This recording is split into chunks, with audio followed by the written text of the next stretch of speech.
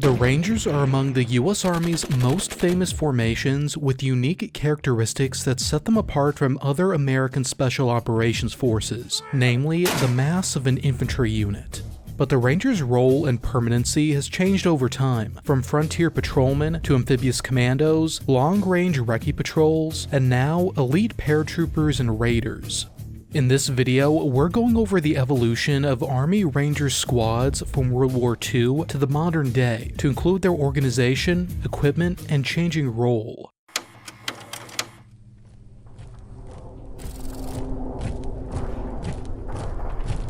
The lineage of the modern Army Rangers has its roots in two distinct organizations during World War II.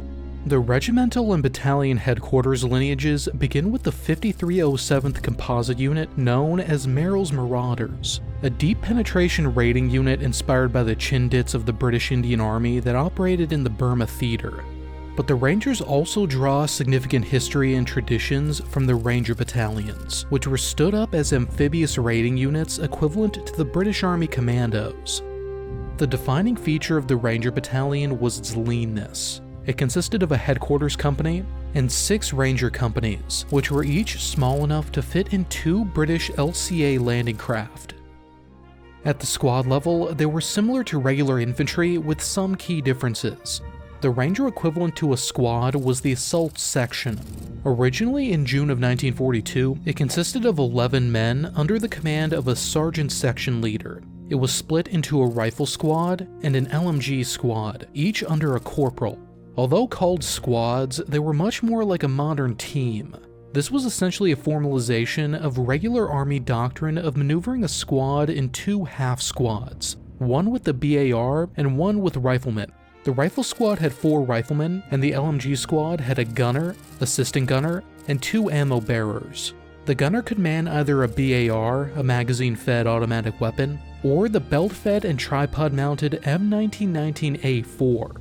Gunners and assistant gunners would carry pistols, while everyone else in the section had M1 rifles. But following the advice of Lieutenant Colonel Charles Vaughan, Commandant of the British Commando School, Colonel Darby, commander of the 1st Ranger Battalion, simplified the structure and lightened soldier loads before the invasion of North Africa. The section's formal subdivisions were disbanded. 1 corporal became assistant section leader, and 1 became a BAR gunner.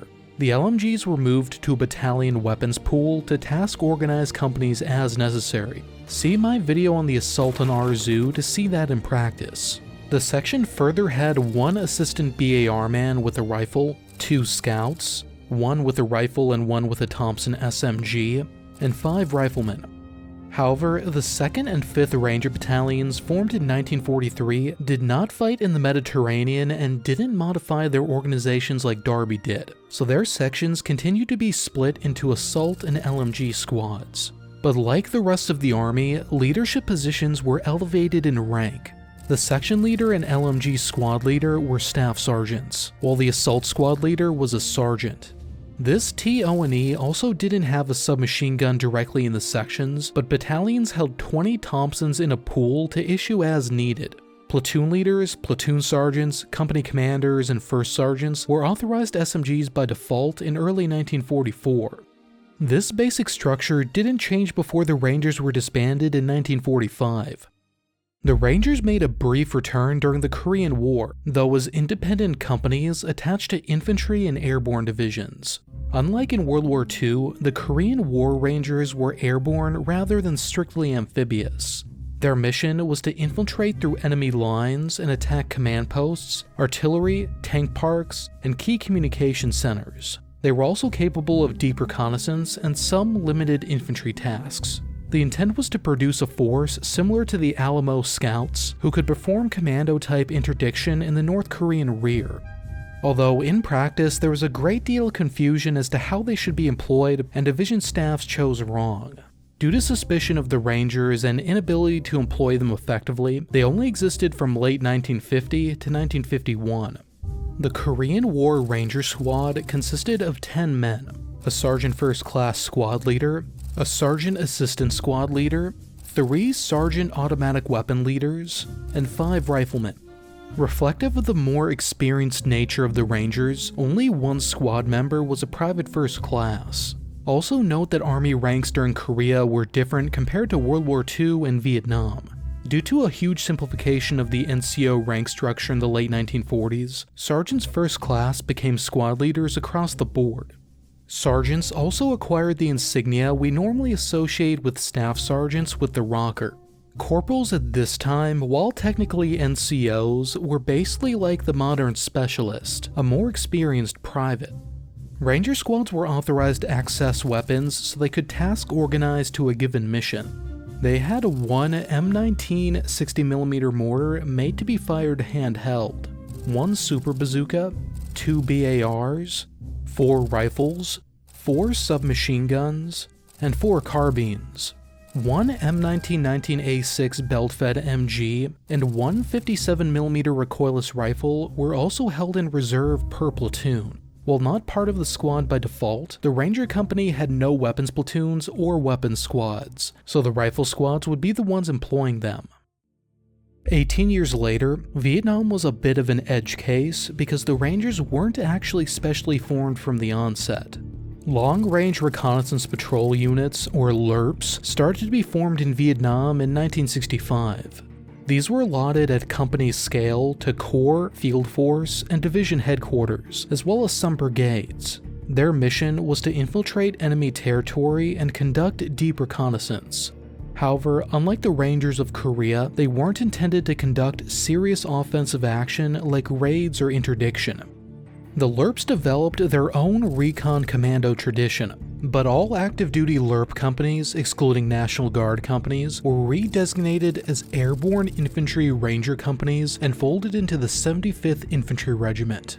The 75th actually drew its lineage from Merrill's Marauders rather than the Ranger battalions.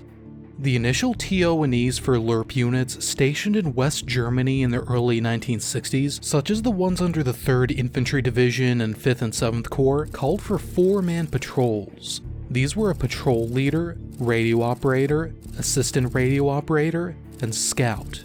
In all TO&Es from the 60s and 70s, patrol leaders were staff sergeants, although this varied in practice, often trending lower. After the publication of new TO&Es and a field manual in 1965, these patrols were increased to 5 men with a second scout. As late as 1973, the Airborne Ranger patrols, redesignated from LRRPs in 1969, were still officially 5 men each as the baseline, although with an assistant patrol leader rather than a second scout. However, in Vietnam, the practice was normally to have a 6-man team with an E6 patrol leader, E5 assistant patrol leader, 2 radio operators, and 2 scouts, all E4s. This provided redundancy in leadership, scouting, and communications, and would be the setup adopted by the long-range surveillance or LRRS units that succeeded them post-Vietnam. But at the same time, it meant fewer patrols per platoon, and sometimes fewer patrol platoons per company. Patrols could also be combined into 12-man heavy patrols if the mission was less passive, such as to snatch a prisoner or lay an ambush. Initially, all members of the patrol would be armed with an M14 rifle, although when airborne units received the XM16E1 in 1965, Vietnam-stationed LRRPs were armed with the new assault rifle. Patrols were generally lightly equipped with a mix of M16A1 rifles and XM177 Colt commandos, in addition to other weapons like sawn-off M79 grenade launchers and even enemy weapons. Patrols could also carry an M60 machine gun, but this was normally only done when they were conducting a deliberate ambush. As the LRRPs were disbanded post-Vietnam, they passed their lineage to a new type of special airborne infantry. A Ranger never takes the easy way out. That's why getting into the Rangers is tough, and the training is tough. So it makes me feel like I'm part of something really special. The modern incarnation of the Ranger Battalion was formed in 1974. Much like today, the Ranger Squad of 1974 was virtually identical to the regular light infantry squad of the time. It had a staff sergeant squad leader and 2 fire teams, 2 sergeant fire team leaders, 2 specialist 4 automatic riflemen and grenadiers, and 4 riflemen, 2 ranking specialist 4, and 2 privates first class. The only difference was in the regular infantry. All riflemen were billeted as PFCs. The grenadiers would be armed with an M203 grenade launcher on their rifle, but the rest were armed with just M16A1s. During this era, there wasn't a proper squad automatic weapon, so the solution at the time was a clip-on bipod for the M16, or integrating the M60, a platoon weapon, into the squads. This would have been the status quo during the invasion of Grenada in 1983. Squads were reduced to the modern 9-man setup in 1986 as per Army of Excellence, and functionally remained the same through the Black Hawk Down era. The issue of squad automatics was rectified in the late 1980s when the M249 was introduced. The M16A2 was also introduced in the 80s and employed during the invasion of Panama. M4 carbines were added to the TO&E in 1997, and save for some high-speed gear details to include modifications to the M4A1, that brings us up to today. In the modern day, the 75th Ranger Regiment consists of 5 battalions and a headquarters company. The 1st Rangers at Hunter Army Airfield, the 2nd Rangers at Joint Base Lewis McChord, and the HHC 3rd Rangers, Military Intelligence Battalion, and Special Troops Battalion at Fort Moore. The Special Troops and Military Intelligence Battalions are the regiment's newest formations, but the Ranger Battalions are the regiment's infantry force. They consist of a headquarters and headquarters company, 3 rifle companies lettered Alpha, Bravo, and Charlie, an enabler company lettered Delta, and a logistics unit called a Ranger Support Company lettered Echo. The D Company used to be a 4th rifle company added during the Global War on Terror, but at some point in the late 2010s, these converted. It consolidates combat support that was under the headquarters company in the past, and gets attached to rifle platoons on operations. This includes a mortar platoon, reconnaissance platoon, sniper observation teams, and dogs. It's almost more like a British-style maneuver support company, which regular US light infantry battalions don't have. It's a different concept from the weapons company. The support companies, meanwhile, were added to each battalion in 2005 to allow them to organically sustain their own operations, rather than relying on low-level logistics attached from outside. Before this era, the only sustainment in a Ranger battalion was a support platoon headquarters and a food service section. As per the publicly distributed 2019 sustainment manual, the Ranger Support Company consists of a headquarters detachment, distribution platoon, sustainment platoon, maintenance platoon, base support section, and Seaburn section. The distribution platoon has a truck squad for the transport of general cargo, a movement control team to coordinate ground movement and cargo transfer from aircraft, and an airdrop section to facilitate aerial resupply. The sustainment platoon, meanwhile, has a distribution section which operates the supply support activity the same as a conventional supply platoon. A Class 3 section for the storage and delivery of petroleum, oils, and lubricants, a Class 5 section that does the same with ammo, a water section to purify and distribute water, and a field feeding section. The base support section provides limited engineer construction capabilities, and the Seaburn section provides 2 decontamination and reconnaissance teams to decontaminate Rangers exposed to chemical, biological, radiological, or nuclear material. In terms of motorization, Strykers are available to transport the Rangers under armor. The exact numbers are uncertain, but it's likely battalions have enough Strykers to move a company of infantry at once in multiple 4-truck ground assault force packages. These are manned by each rifle company's weapons squad, with the privates acting as drivers and the gun team leaders acting as vehicle commanders.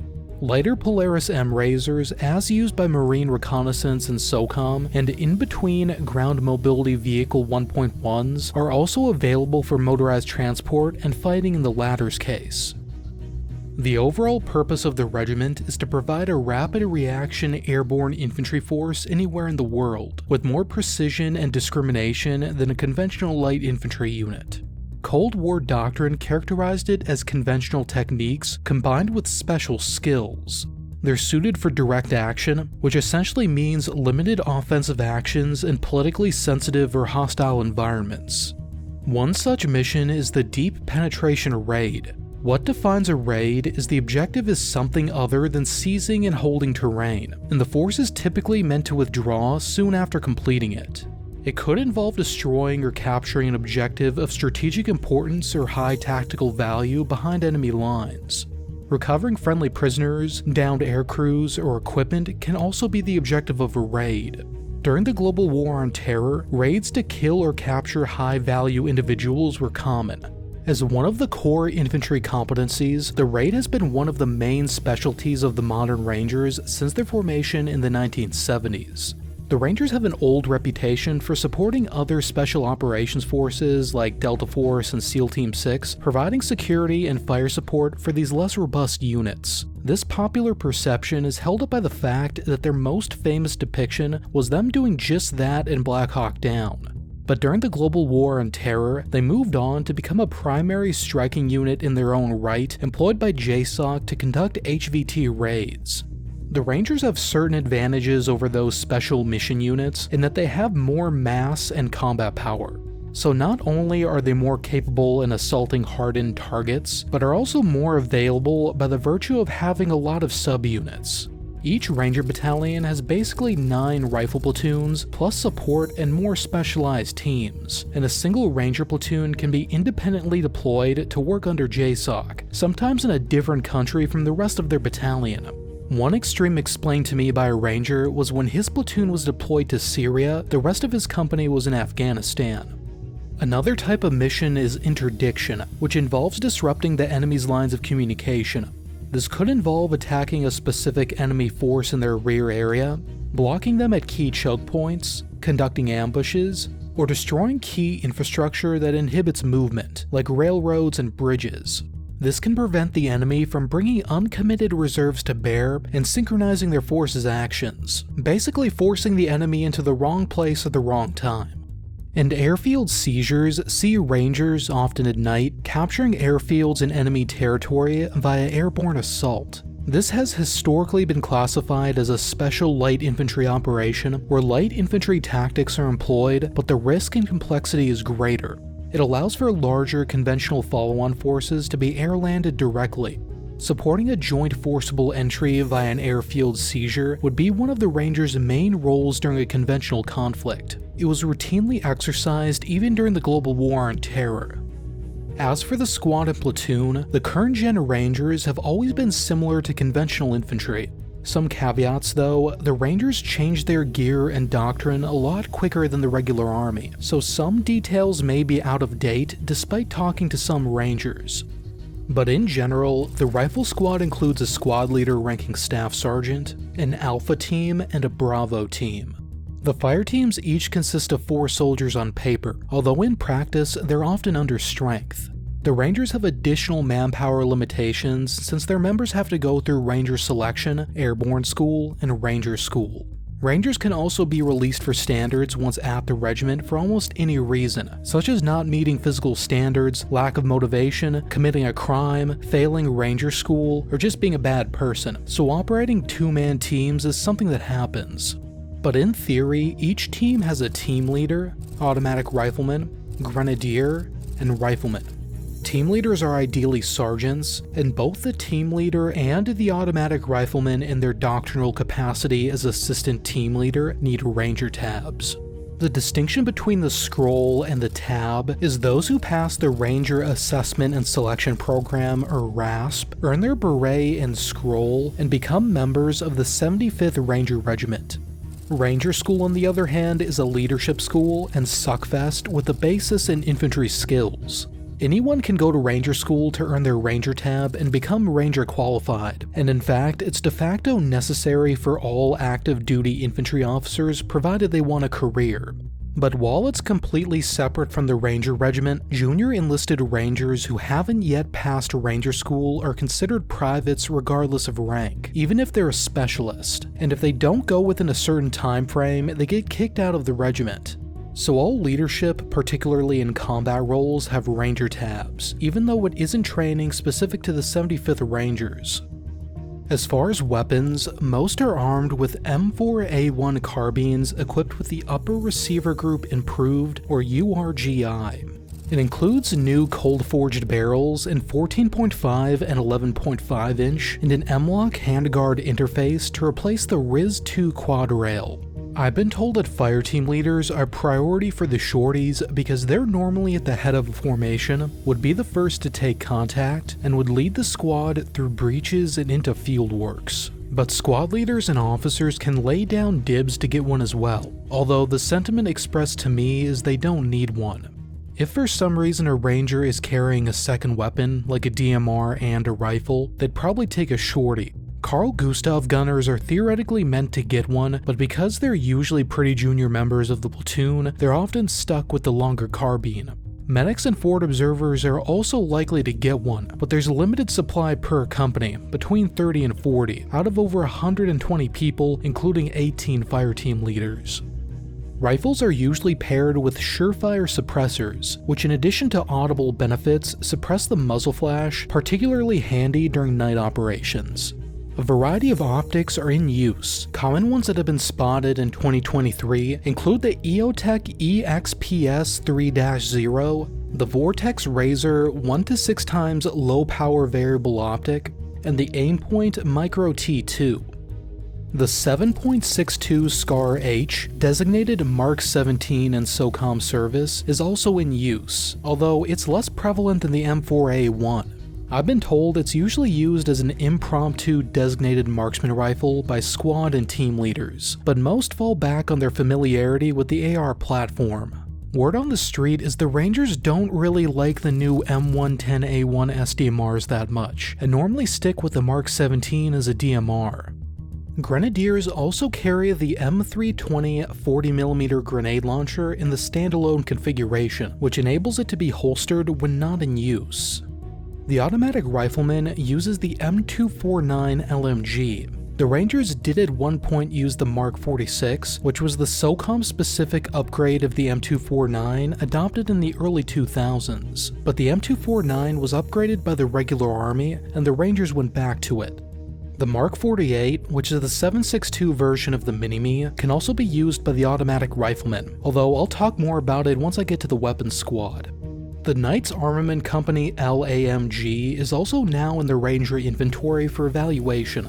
Its selling point is lighter weight when compared to the M249, and controllability achieved via a constant recoil system.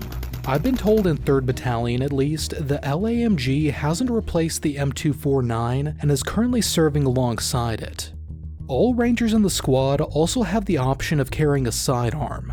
Because the Rangers are an organization of both the US Army and SOCOM, they receive both the Army's standard pistol, now the M17 but formerly the M9 Beretta, and SOCOM's, the Mark 27, a version of the Glock 19. Back in the Beretta days, those basically stayed in armory, and the Glock is what was used.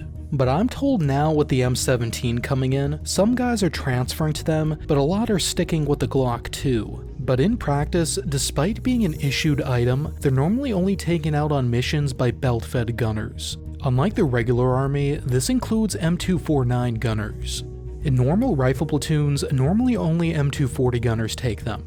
Depending on the unit, there can be an anti-pistol culture, mainly because of the high risk of them being lost out in the field. Privates especially would probably not carry a pistol. In addition to the personal weapons, the new thermobaric, heat, and HE dual-purpose variants of the M72 light anti-tank weapon are in service with the Rangers. Unlike in the big army where AT-4s are common, the lighter M72 is more prolific in the Rangers. I've been told by late 2010s Rangers that they never actually saw an AT-4 in the regiment. Although a more recent serving vet told me that the AT-4s are used sometimes, but less favored due to their bulk, a less sensitive fuse leading to a higher dud rate, and worse effects against personnel and buildings due to the lack of a thermobaric version. Although this is probably influenced by the lack of an armor threat in most Ranger missions, and if they were conducting a raid against a peer enemy, they'd probably take out AT-4s and javelins for the better anti-armor capability. But the M72 love leads to such decadent images as this Ranger with an aiming laser on their M72 for aiming under night vision. Who should carry the M72s is most likely preference, since the newest guys will be carrying stuff like the AID litter and equipment for detaining individuals during raids, and the team leaders are primary breachers with a hoolie tool, bolt cutters, and a pistol grip Remington 870 with a 3-round tube magazine. One veteran from 3rd Battalion told me in his case, the squad leader carried the laws. Each platoon has 3 rifle squads and a weapons squad. Weapons includes a squad leader, the platoon's senior staff sergeant, and 3 gun teams as the base. In practice, a Carl Gustav recoilless rifle team is also incorporated. At one point, the Carl Gustav, or Goose, was administratively held as a section at the company level, but it has since been made an organic part of each weapons squad. The anti-tank team leader is normally a sergeant and would be an assistant to the weapons squad leader. The gun teams typically consist of 2 men. A gun team leader, who I'm told is normally a tabbed corporal, although I'm guessing that may vary between companies, and a gunner who's junior. The primary system is the M240 Lima, particularly in cases where a tripod is needed for sustained and long-range fire. But if mobility is more important, or a gun team needs to go down to 1 man, the more portable Mark 48 can be employed as well. If the gun team still has 2 members, the private acts as ammo bearer in that case. One case of a 1-man Mark 48 team would be when strikers are employed, which eats up gun team personnel to man the vehicles. Other heavy weapons, such as the Mark 47 automatic grenade launcher, are also available in the arms room, but employed by the weapon squads or mounted on the ground mobility vehicles. Above the squads, the platoon HQ includes the platoon leader, platoon sergeant, 2 attached medics, at least 1 radio operator for the PL, and possibly a second for the platoon sergeant if they can spare. Unlike in the regular infantry, second lieutenants are ineligible to join the regiment, so the PL will either be a first lieutenant or even a captain. Ideally, a sergeant and private will be attached from the company fire support team to act as forward observers. The sergeant is JTAC qualified. Although not part of the platoon itself, battalion-level assets such as sniper observation teams, dogs, and mortars will be aligned to each platoon and attached for deployment. Thanks for watching everyone, and especially thank you to my patrons and channel members who've been very patient with me as I put together this video. It turned out to be the longest video I've made up to this point. I started the script for it back in February of 2023, and I've been adding information as I go as late as a few days ago. Letting it simmer really helped, I feel. Also, in October and November, I went on a trip to the US to celebrate my marriage. I got married back in 2021, but didn't really celebrate it because all my friends are in the US. So that's why I blitzed out like 5 videos back in October, including a Patreon exclusive on the Napoleonic Wars, and then didn't post anything for like a month and a half. Patrons did get the first half of this video a couple weeks early though if you're interested in that kind of thing. And if you want more Ranger content, check out this video detailing one of their first amphibious assaults against a French artillery battery in North Africa. I'll see you over there.